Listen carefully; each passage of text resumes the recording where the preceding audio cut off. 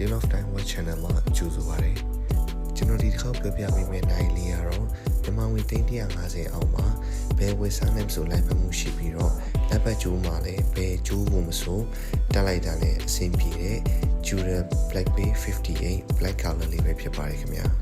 ဒီနိုင်ရဲ့မှန်ကို Sapphire Crystal သုံးထားပြီးတော့ case diameter က 39mm waterproof 200m ထိရပါတယ် 39mm diver size ဖြစ်တဲ့အတွက်လက်ကုပ်ဝတ်သေးတဲ့ညီကိုကြီးလည်းအဆင်ပြေမယ်ထင်ပါတယ်ဒါရဲ့ color လေးကိုလည်း matte black color လေးနဲ့လုပ်ထားပေးတာဖြစ်တဲ့အတွက်အရင် bling ဖြစ်တာကိုမကြိုက်တဲ့ညီကိုကြီးတော့ကြိုက်တွေ့မှာမှန်ပါပဲကျွန်တော်အတွက်နောက်တစ်ခုအကြိုက်ဖြစ်စရာလေးကကျွန်တော်က date ရမှာတအားပြင်းတဲ့လူဖြစ်တဲ့အတွက်ဒီလို date မပါတဲ့နိုင်မျိုးစားကျွန်တော်တော်တော်လေးအဆင်ပြေတယ်မှာပါပါတယ်ခင်ဗျနေ့စဉ်ထားသွားထားလာပဲဝေပွဲလမ်းသမင်တက်တဲ့နေရာမှာပဲတုံဒီနိုင်လေးတစ်လုံးရှိုံနဲ့ကျွန်တော်တို့ကပြည်စုံတဲ့နိုင်တစ်လုံးကိုရတယ်လို့ပြောလို့ရမှာဖြစ်ပါတယ်